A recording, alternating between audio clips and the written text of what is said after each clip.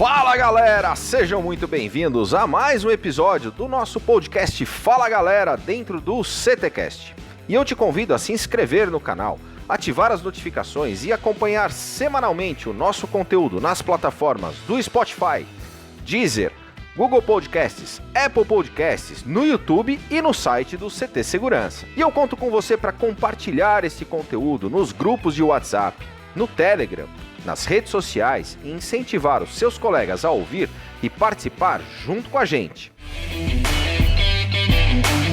Com o patrocínio da X-Cabos Distribuidora, da Ogen Tecnologias Israelenses Inovadoras, da ParkSeg Treinamentos e da Techboard Latam, começa agora mais um episódio do CTcast.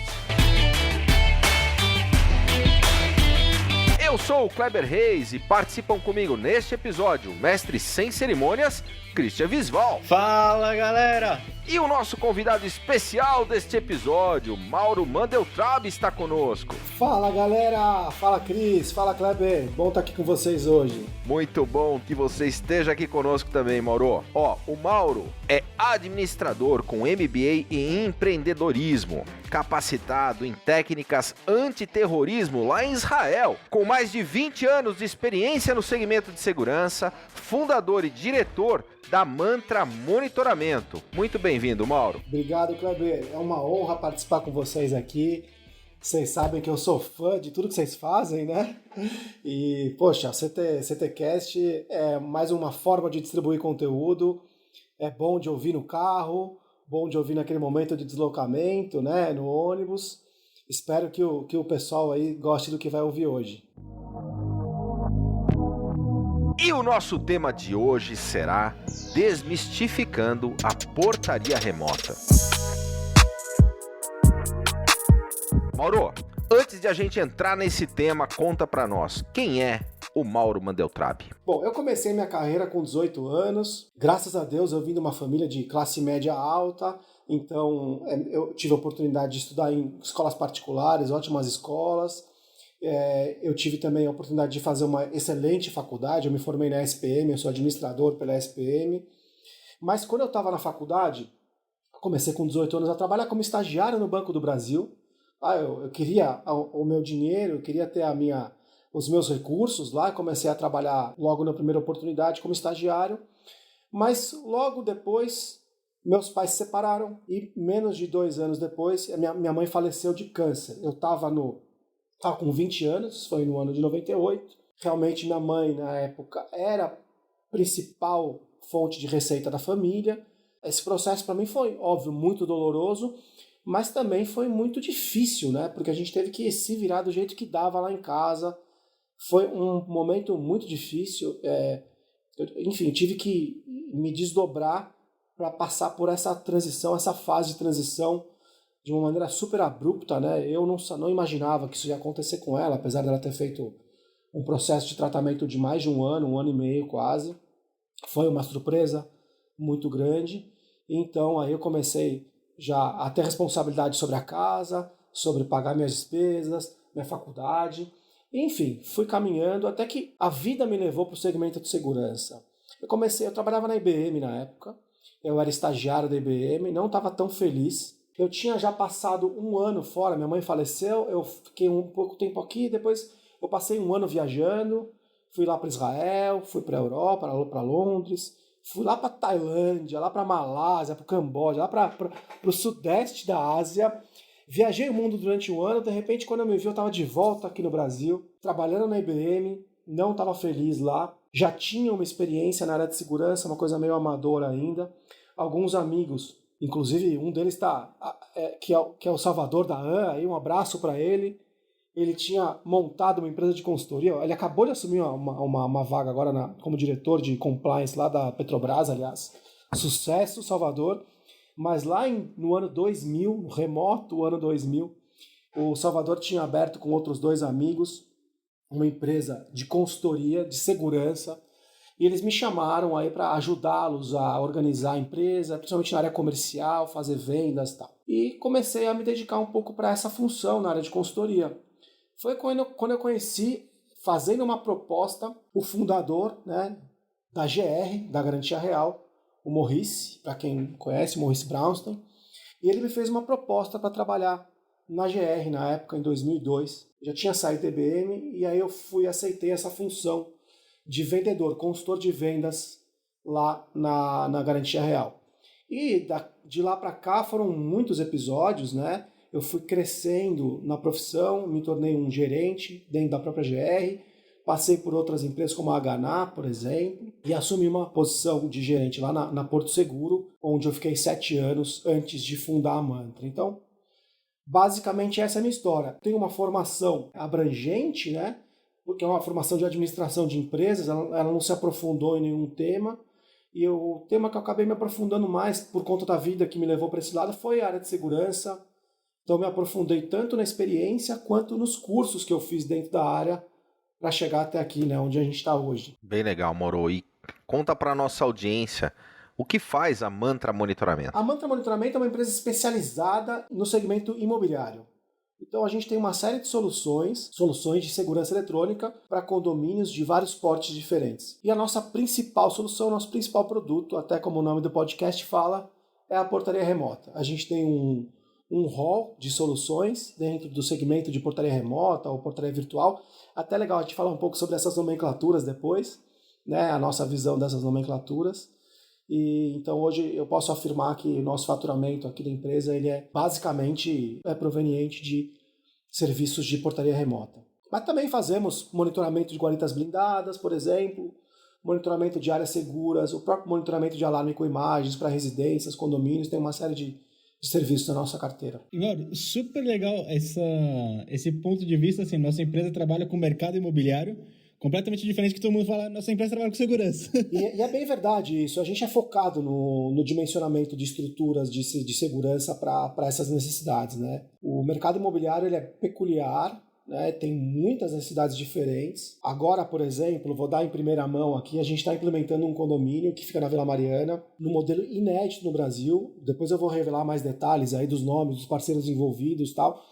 Mas é um modelo inédito de portaria, que a gente chama de portaria mobile, ou o mercado chama de portaria autônoma, que a questão desse empreendimento é que trata-se de um empreendimento inteiro focado em aluguéis de curta temporada, tipo Airbnb. Então, a gente vai ter um fluxo de hóspedes, a gente está chamando de hóspedes, né? É um modelo mais de hotelaria mesmo, no modelo de portaria autônoma. Então, a gente está criando uma série de processos com os parceiros que estão envolvidos na entrega desse empreendimento para poder manter a segurança e agregar uma tecnologia de primeira. Então é um exemplo de um produto que a gente desenhou para atender essa demanda de hospedagem de curta temporada num cenário bem inédito no mercado brasileiro. Estamos bastante animados.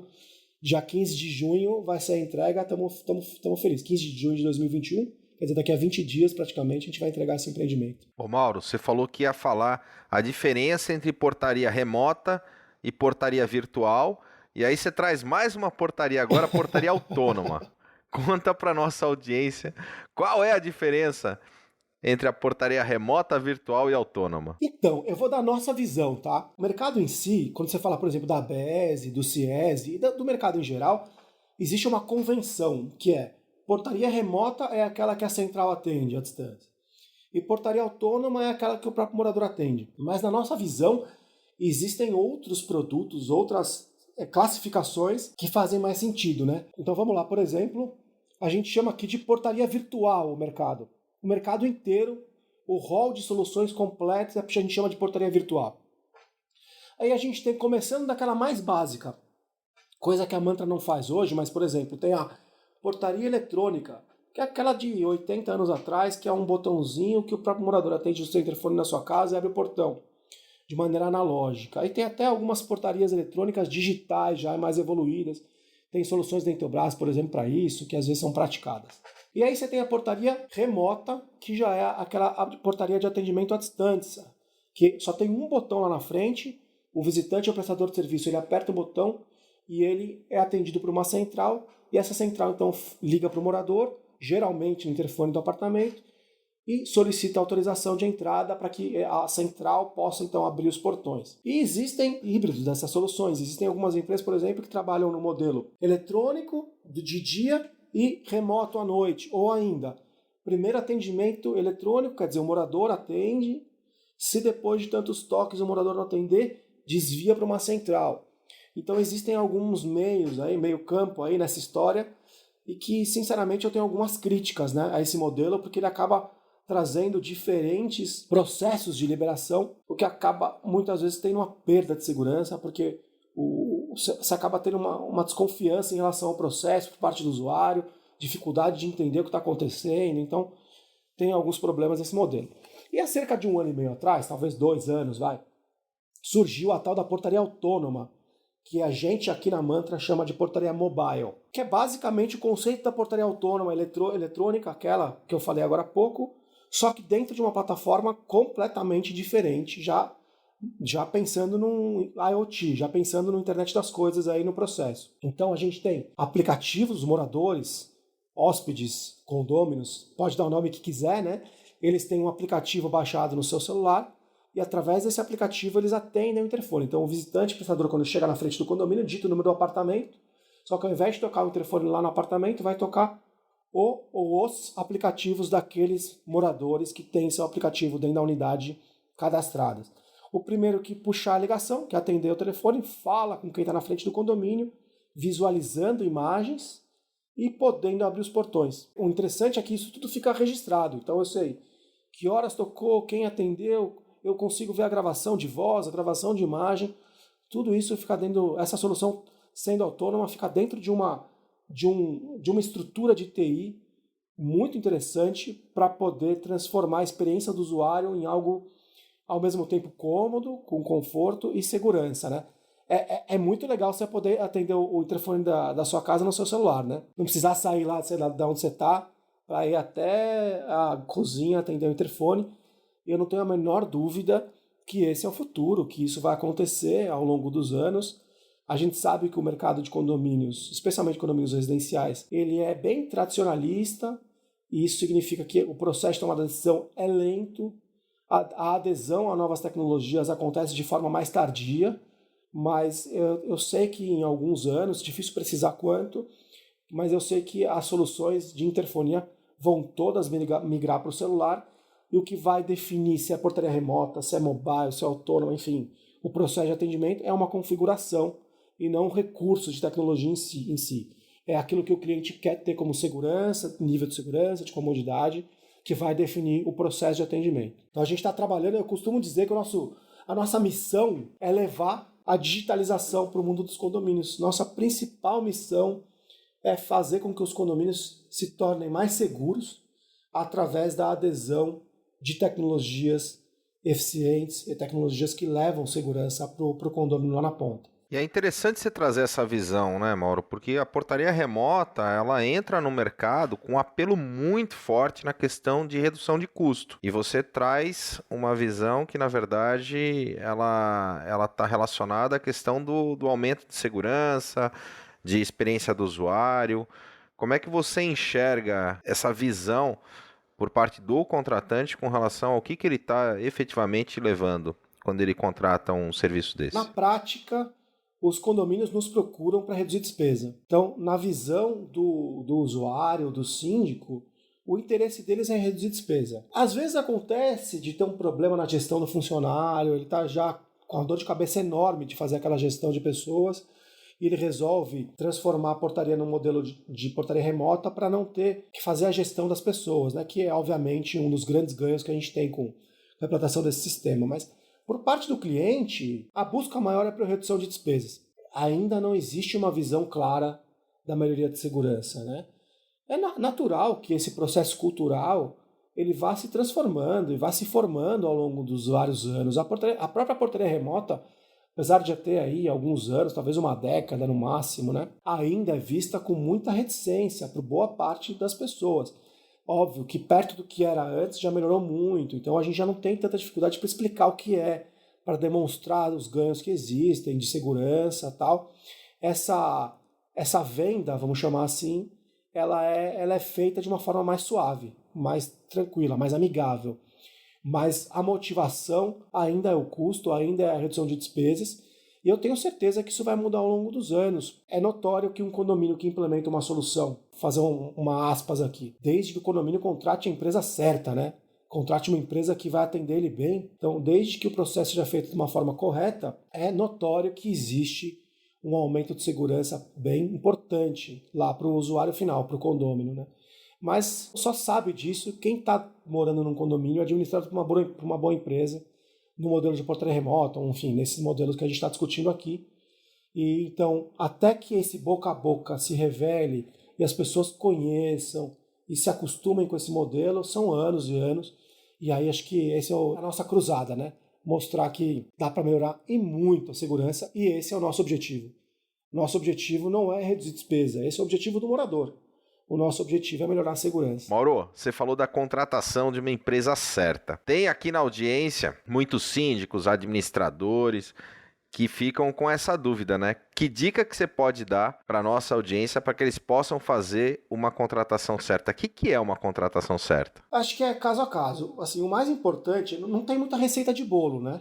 O que eu costumo dizer é que é o projeto que vai fazer a diferença. Então, o condomínio que quer contratar uma portaria remota precisa escolher a empresa, visitando a empresa, conhecendo os clientes da empresa e, assim, especialmente conhecendo a solução que a empresa está trazendo. Não dá para terceirizar isso. Uma dificuldade muito grande que eu vejo nos processos de contratação é que os síndicos, eles obviamente querem fazer um planilhamento. Eles querem fazer, olha, quanto que essa empresa cobra por mês versus aquela, versus a outra, quanto que é o investimento, o que essa empresa oferece, o que a outra empresa oferece. E esse processo é muito ingrato, porque existem muitas tecnologias diferentes, soluções diferentes, né, com modelos de atendimento diferentes. Naturalmente, o valor do investimento, ou do comodato, ou do aluguel, ou daquela modalidade oferecida, vai ter uma variação grande. Então, eu acho assim, o mais importante para o síndico, para a administradora, é confiar numa empresa que vai ter um rol, que vai ter uma amplitude de serviço, que ela vai poder oferecer um serviço diferente de acordo com cada necessidade do condomínio. Então, se tem um condomínio de alto padrão em Genópolis, numa rua sem saída, estou pensando num cliente nosso aqui, a solução é uma. Se você tem um condomínio com Airbnb, que fica numa região mais central, que não tem garagem, é uma outra. Então, alguns exemplos para deixar mais clara essa imagem na cabeça do síndico, que não tem uma solução padrão. O que existe é um projeto bem feito, que a gente tenha consciência de que vai atender quase que todas as demandas que já existem no condomínio dos moradores e que, obviamente, vai ter aderência, que os moradores vão aderir àquela tecnologia, confiar naquela tecnologia para que realmente a implantação seja bem sucedida. O que eu posso afirmar? Todas as nossas implantações foram bem sucedidas, que a gente não teve nenhum caso de rejeição, de voltar atrás. Acho que a dica é essa: conheça a empresa, entenda se aquela proposta ela casa com aquela demanda, com aquela necessidade que o condomínio tem, e aí sim compare valores de acordo com essa solução que realmente vai ser atendida. Acho que esse é o caminho para ter sucesso na implantação. Tem um outro detalhe também que ajuda. Liga para a Mantra, com certeza vai ajudar bastante a você escolher a empresa certa. Momento mergulhando no conhecimento. Mauro, a indicação de um livro, ou um filme, ou um documentário que você recomenda para os nossos ouvintes. Esse momento é muito legal. Primeiro porque o profissional tem que estar buscando sempre aperfeiçoamento, então tem que ler, tem que se informar, não adianta ficar assistindo Vikings lá no Netflix, ou seja qual for a série. Mas eu vou dar algumas dicas aqui, 3 dicas de livros.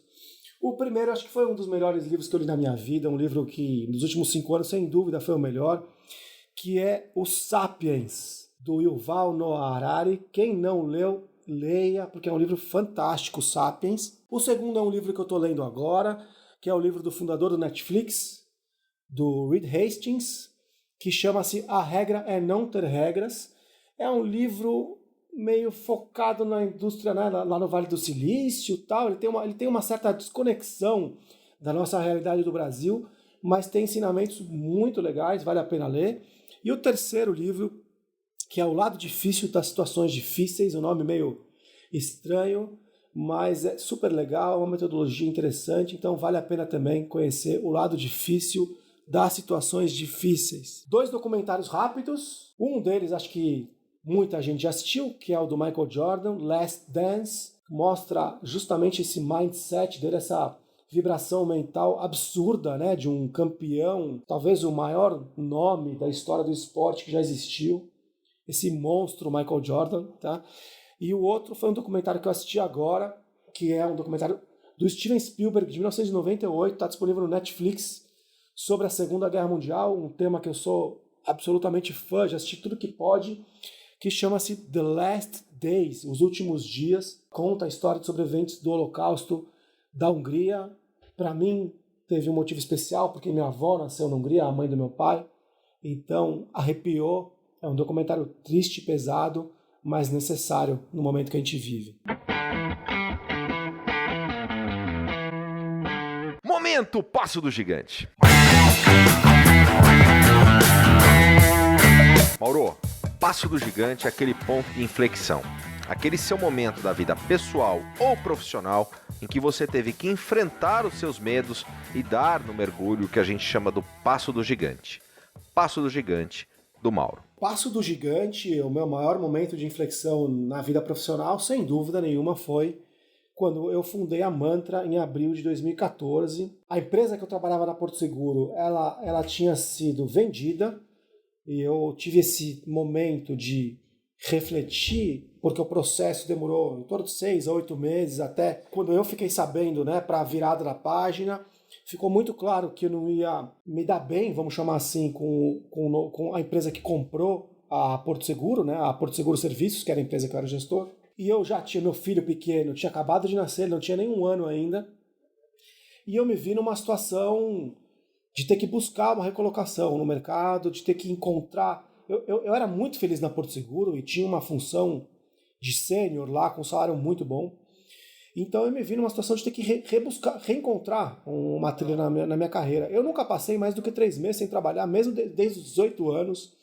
Eu não consigo ficar sem trabalhar, eu preciso ter ocupação. Então foi um momento que eu me senti um pouco agonizado, desesperado. A Mantra surgiu desse momento, surgiu dessa necessidade de buscar. Eu já tinha uma veia intraempreendedora dentro das empresas que eu trabalhava e uma vontade enorme de empreender, mas foi a vida que me empurrou para isso.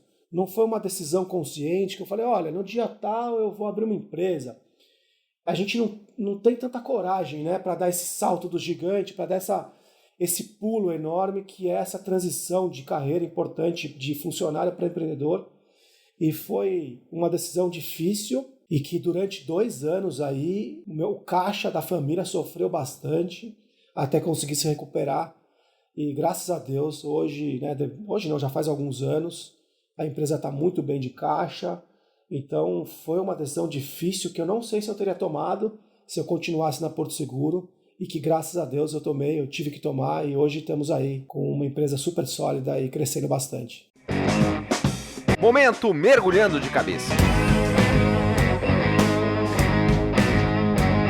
Mauro, quando a gente fala que a gente vai mergulhar de cabeça, é que a gente vai fazer de verdade, com todas as nossas energias. Pode ser um projeto pessoal, um hobby, fora do trabalho. No que o Mauro mergulha de cabeça? Olha, eu tenho 2 paixões na minha vida. Uma que eu descobri quando eu era novinho e segue até hoje, meio mancando, né? Que é o futebol, mas segue até hoje.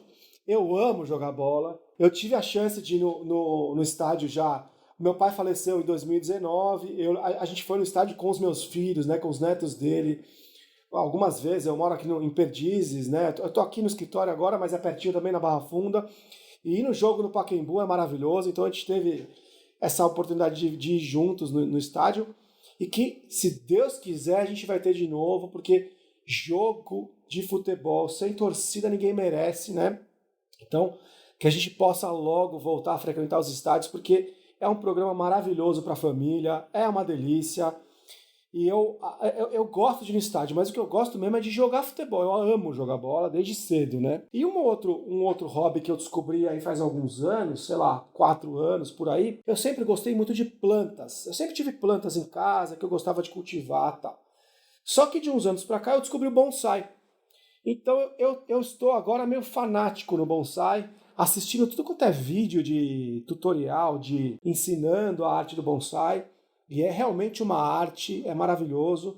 Então eu tenho algumas arvorezinhas lá em casa que eu gosto de brincar, de mexer. Queria poder ter mais espaço, porque eu moro em apartamento. Mas essa é uma paixão aí que, poxa, todo dia eu tô mexendo nas plantas. É uma coisa que faz bem para a alma, faz bem para acalmar, para o estresse. E olha, faz bem também para o lado profissional. Porque para fazer uma árvore dar certo, né? Ou seja, para fazer ela atingir a maturidade dela, a formação dela, dar flores, dar frutos, ter uma copa frondosa dentro das várias regras que existem na arte do bonsai, é um processo de planejamento enorme e de muitos anos de trabalho. Então, você precisa desenhar, você precisa planejar, você precisa saber quando executar cada tipo de intervenção, de poda, de transplante, de adubação, de rega, enfim, de tudo que tem. Isso, sem dúvida nenhuma, ajuda a gente a se concentrar melhor, a planejar melhor nossas ações aí na vida inteira, na vida pessoal e na vida profissional. Que legal. A gente gravou um episódio com o Luciano Caruso da Ganan. Eu assisti. E ele é muito bom. Traz vários insights exatamente para o mercado corporativo com o que ele aprendeu com os bonsais. E é bem isso mesmo. Para quem olha de fora, parece que é uma brincadeira só, mas não é. O negócio é bem sério. É bem, bem sério. Mauro, uma coisa que é super interessante no tema portaria remota, e aí você traz o Desmistificando a Portaria Remota, é a força que isso tem juntado agora com várias empresas do mesmo setor, né? E é importante, dentro do nosso mercado, exatamente catequizar o condomínio, catequizar o cliente final para entender a portaria remota. Porque a hora que você consegue realmente subir o nível, subir a régua, isso é ótimo para o nosso setor. Como você vê a importância de ter exatamente concorrentes, mas também concorrentes que elevem o nível para a gente falar com qualidade sobre portaria remota para o mercado? É um mercado em construção, né? Eu já até comentei algumas vezes que é impressionante a velocidade como esse mercado surgiu, cresceu e várias coisas já aconteceram dentro do mercado. Lá no começo, a Mantra começou em 2014, né? Mas eu já tinha uma experiência de portaria remota em 2012, 2013 na Porto Seguro. Eu posso te dizer, as pessoas olhavam para esse projeto como o homem indo para a Lua. Uma coisa maravilhosa, fantástica, mas que nunca vai acontecer comigo. Colonizando Marte. Uma coisa, nossa, que lindo. Nossa, que tem alguém fazendo. Ah, mas eu não quero ir para Marte. E assim, ao longo dos anos, a entrada de boas empresas no segmento fez com que a visão do contratante, do condômino, do síndico, ela se transformasse em algo mais tangível. Então, a oferta, as diferentes ofertas bem embasadas das empresas do mercado ajudaram demais na construção e na formação desse mercado para esse patamar que a gente está hoje. Então é importantíssimo que haja esse movimento de novas empresas entrando, de uma livre concorrência acontecendo, de que não exista nenhum tipo de trava, como a gente já viu algumas as cidades do interior de São Paulo e de outros estados também, de sindicalistas aí tentando fazer acordos com vereadores, deputados, para tentar barrar a livre iniciativa e tentar barrar a portaria remota em algumas regiões. É importantíssimo que o mercado ele se desenvolva. Agora, como é um mercado com poucas barreiras de entrada, quer dizer, praticamente qualquer um pode se aventurar a montar uma empresa como essa e achar que está oferecendo um serviço bom, né? Então é importante a gente tentar criar padrões, criar um patamar que seria um padrão de atendimento mínimo, de tecnologia mínima, de necessidades básicas mínimas para que o segmento crie uma barreira natural para novos entrantes que aí vão prejudicar o mercado, né? Sejam empresas que o empresário não tem a menor ideia de como gerenciar um caixa ou gerenciar um negócio e aí vão vender uma solução que daqui a pouco ela vai ser migrada para um outro, depois migrada para um terceiro e um quarto, um parceiro, ou então que a empresa vai quebrar, como aconteceu na ABC com duas empresas, na ABC aqui em São Paulo, seja para aquele carinha lá que está trazendo uma solução que não é uma solução de tecnologia, que não tem nenhum player de tecnologia, não tem softwares bons de gestão de portaria remota, ou aplicativo, ou um bom hardware de portaria remota, e que ele chama, aquele instalador ou aquela empresinha chama de portaria remota, e na verdade não é. Então o síndico acha que contratou um serviço de portaria remota, ele fica insatisfeito porque a solução não funciona, e ele acaba criticando o segmento inteiro. Então, na minha visão, a concorrência é fundamental para o desenvolvimento do mercado, só que tem que ser uma concorrência boa, uma concorrência ética, e não uma concorrência que só é preço, preço, preço, que é o movimento que a gente tem visto nos últimos anos. Até para complementar, para que isso aconteça, para que a gente possa cair, né, evoluir para esse padrão de mercado, para a criação dessas barreiras, tanto a ABESE quanto o CIESE estão se movimentando para isso. Então, na ABESE existe o Comitê de Portaria Remota, ao qual eu faço parte, e a gente discute muito esses temas para qualificar as empresas do segmento, para que as empresas que oferecem produtos, soluções de portaria remota se filiem à ABESE para conhecer as boas práticas de mercado. E da mesma forma o CIESE tem a Câmara de Portaria Remota, que visa justamente trazer o desenvolvimento de mercado para um patamar que vai fazer com que, na verdade, o final seja o cliente ganhando com isso, o cliente sabendo que ele pode contratar uma empresa afiliada à BESE ou afiliada ao CIESE, que ele vai estar fazendo uma boa escolha. Acho que esse é o movimento correto. O que eu queria complementar, Mauro, eu acho que no segmento de segurança como um todo já existe o conceito da importância justamente de você comparar iguais, né? E aí a Request for Proposal, a RFI, a Request for Information, elas fazem muita diferença para que realmente você consiga balizar, porque são muitas variáveis, né? Trazendo aqui para a audiência, você tem tudo que o Mauro falou de gestão, controle da empresa, do negócio e das informações que são geridas. Então você tem tempo de atendimento, você tem os BIs trazendo informações sobre a tua sala de operações, você tem o controle da segurança, da contratação dos operadores na outra ponta, e aí entra um aspecto importante que a gente traz com muita relevância, que é o tratamento dessas informações, e agora com a LGPD.